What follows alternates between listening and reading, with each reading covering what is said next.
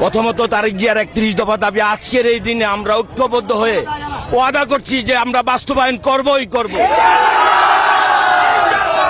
আর আমাদের মুসলিম উম্মার জন্য ফিলিস্তিনিদের যেই ঘটনা হচ্ছে আমরা সবাই মিলে যদি এটার প্রতিবাদ না করি তাহলে আমরা আর মুসলমানের কাতারে রইলাম না।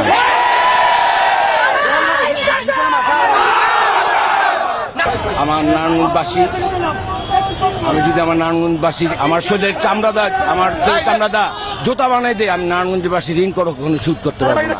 আমরা রাজনৈতিকভাবে যে এই ধরনের হ্যাঁ প্রতিপন্ন হয়েছি শেখ হাসিনা গভর্নমেন্টের দ্বারা, আমাদের নেক্সট জেনারেশন এই ধরনের সম্মুখীন যেন না হয়, এই জন্য আমরা সর্বোচ্চ সব ধরনের ভূমিকা রাখবো।